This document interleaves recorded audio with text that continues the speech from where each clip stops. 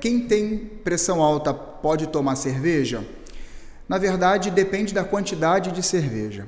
Se a gente falar que não pode, é uma mentira. Mas se eu utilizar uma grande quantidade de cerveja, outra bebida que seja em maior quantidade de álcool, vai acabar alterando a absorção e o efeito da medicação. Então, quando a gente fala que o paciente toma remédio de pressão e pede para poder beber, ou pede autorização, e ele fala que ele bebe de forma moderada, a gente tem que tentar imaginar o que ele entende como moderada. Então, hoje, o que a gente entende como moderado seria entre 250 a 300 ml de cerveja. Então, uma latinha de cerveja. Então, um paciente poderia beber uma latinha de cerveja ou 50 ml de bebida destilada. Cachaça, vodka, uísque, 50 ml. Essa seria o que a gente consideraria uma dose moderada. Ou um cálice de vinho, 100 ml, 150 ml de vinho.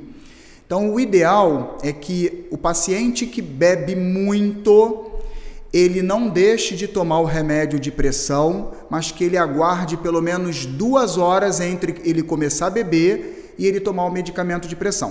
O que a gente orienta às vezes é que o paciente fica com medo de tomar o remédio e passar mal porque ele vai beber. Na verdade, o risco maior é a pressão dele subir porque ele está bebendo demais, e normalmente quem bebe só não bebe, ele come alguns petiscos que são cheios de sal, e isso pode fazer com que a pressão suba.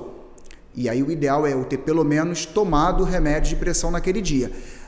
O remédio não vai fazer o efeito pleno, mas também vai ajudar a não deixar fazer pico de pressão. Os 250 a 300 ml seria por dia.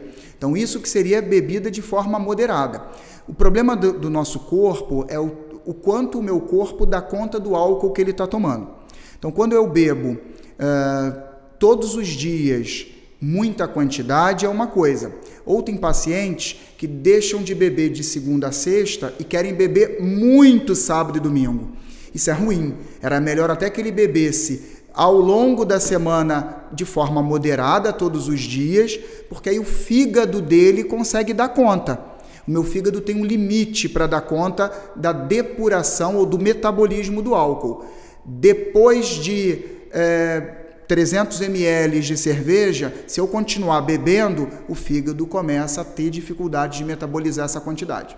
Por isso que não pode ter excesso, senão eu vou comprometer o efeito da medicação, tá? E eu vou provocar uma hipertensão, porque o álcool é tóxico. Por isso que a gente fica bêbado. Sinal de que meu fígado não conseguiu metabolizar e o efeito desses elementos, dessa substância em circulação no sangue, vai alterar o funcionamento do meu cérebro. Por isso que a gente fica tonto, tem toda aquela alteração de um paciente etílico, de um paciente bêbado. Ele tem essas alterações porque o fígado dele não deu conta de metabolizar o álcool, que é tóxico. É sinal de que ele bebeu em excesso e de que ele comprometeu o efeito da medicação dele. O que a gente acerta muitas das vezes com o paciente é que se eu estou controlado, eu posso começar a beber de forma moderada, principalmente bebidas que têm menor quantidade de álcool, que é o caso da cerveja, 2, 3% de álcool. Mas quando você vai para uma cachaça, 51, por exemplo, é 51% de álcool. Whisky, 60, 70% de álcool. O vinho também tem um teor maior, mas a uva contém elementos que são saudáveis para o meu corpo. Só que aí eu tenho que beber 1 cálice por dia do vinho, para que eu possa colher o efeito benéfico do vinho no meu organismo. Senão acaba ficando só colhendo os efeitos tóxicos do álcool no meu organismo.